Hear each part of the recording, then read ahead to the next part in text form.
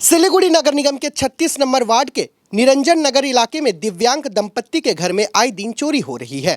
इस चोरी का आरोप परिवार के सदस्य के ही खिलाफ उठा है।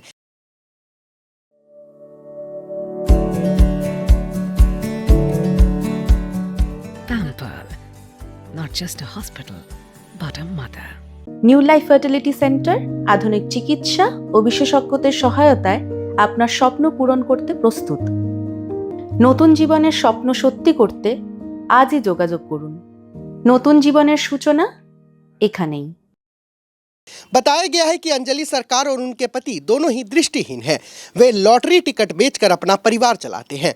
हर दिन जब वे काम से घर लौटते हैं तो देखते हैं कि घर का सारा सामान गायब है। चावल दाल से लेकर कई जरूरी सामान चोरी हो रही है।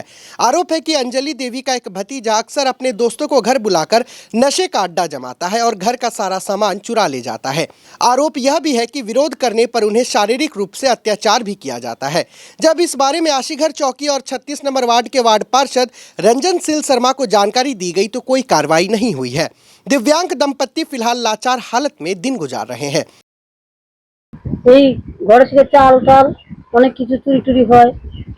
তারপরে আমি বাড়িতে থাকি দেখে আমাকে দেখতে পারে না কেউ। এই সামনে ঘরে বলে জায়গা বাড়ি কিনা নেগা থাকগা, আমরা যখন জায়গা বিক্রি করব তখন আসবি, হ্যান ত্যান অনেক রকমের কথা আমাদেরকে বলে। চুরি হয়, মারে, হ্যাঁ মারধর হয়, একে মারো। আবার একদিন বাটাম দিয়ে বাড়ি দিছে। চন্দন দাস আমাকে মারছে কতদিন। তারপরে একদিন বাটাম দিয়ে বাড়ি দিছে, সেদিনকে সাইকেল দিয়ে ধাক্কা দিছে। এই যে পায়েটা আমাদের লাগছে, বলতে পারে কিন্তু যে না একটু সরে যাও বা কিছু। বিয়ে করছে পর থেকে একে দেখতে পারে না, এই ঘরে দেখতে পারে না। মেন অভিযোগ ওই যে জিনিসপত্র যে লুটপাট করে নেয় প্রত্যেক দিনই। হ্যাঁ, এখন তো ঘরের জিনিস কিছুই নাই, সব তো শেষ। এখন তো কিছু নাই, এখন তো কয়দিন ধরে থাকতেছে না বাড়িতে, এখন এদিকে ওদিকে থাকে। পুলিশের কাছে গেছিলাম, পুলিশ গুরুত্ব দেয় না আমাদের। কাউন্সিলরও তাই, 3-4 দিন বলছি, রণবীর শর্মা গুরুত্ব দেয় না, খালি বলে থানায় যান, থানার থেকে আবার বলে যে কাউন্সিলর কাছে যাও, এইগুলাই বলে, কিন্তু গুরুত্ব দেয় না। আর এই ঘরটা ভেঙে গেছে, এখন পারছি না ঘর করতে, এখন খুব অসুবিধা পড়ে আছে। তো আমার ভাইটা আর 2-4 জন লোক নিয়ে আসে মাঝে মধ্যে, এগুলোই করে নেশা টিসা করে আমার জিনিসপত্রগুলো ওই ছেলেরাও নেয়, সঙ্গেও থাকে, এই সবাই মিলে এইগুলা করে করে। আমি আমরা দুজনে প্রতিবন্ধী লোক আছি, দুজনে লটারি টিকিট বিক্রি করতে যাই সকালবেলায়, সন্ধ্যার সময় বাড়িতে আসি।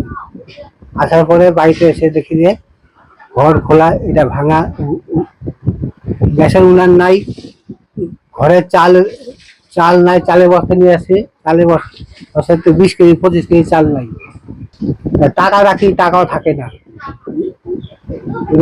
দুনিয়ার জিনিস লুটপাট হয়ে যায় আমাদের, এই কষ্টের পয়সা।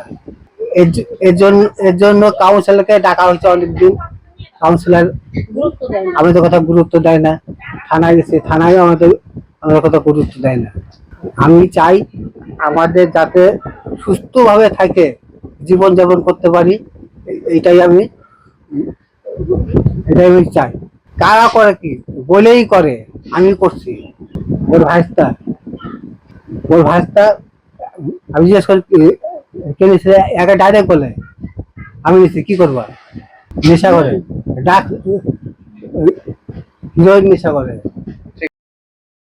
आरोपी की मां ने बताया है कि उनका बेटा घर पर दोस्तों के साथ शराब पीता है, लेकिन मना करने के बाद भी वो नहीं मानता। पहले वो कभी कभार घर से भी चोरी कर ले जाता था, कई बार मना करने के बाद भी वो ये हरकतें किया करता है। কি বলবো আর এখন, আমরা তো অনেক মার ধরে অনেক কিছু করছি। ওই সেদিন শুধু ফ্যানটা খুলে নিয়ে গেছে, তারপরে আবার ওটা ওর বাবা খুব মারছে, মারার পর ফ্যানটা এনে লাগাই দিচ্ছে। ও করছে যে মানে আমি তো তখন রান্না বান্না করতেছিলাম, তো পরে আমি ঘরে যা দেখি বসে আছে, আমি বললাম কি ওখান থেকে চলে, ওরা নাই বাড়িতে। তারপরে আমি আবার ঘরে রান্না করতেছিলাম, তখন আবার ঘরে গেছি, তখন দেখি ফ্যানটা নাই। তখন আমার মনে হচ্ছে ওই ফেলে নিছে। তারপরে রাত্রে আসলো, আসার পরে তখন ওকে ওর বাবা খুব মারছে, মারার পরে পরের দিন নিয়ে আসছে। না আমরা মারি না, ওদের আর কি মারতো, ওরা চোখের মধ্যে সাইকেলে ধাক্কা দিয়েছে সেটা আমি জানি না। আর কি আছে ওদের ক্ষেত্রে, চালের খবর আমি বলতে পারবো না। সেটা বসে, কিন্তু আমরা ওকে ধাওয়া দেওয়ার পরে ওরা আর আসে না।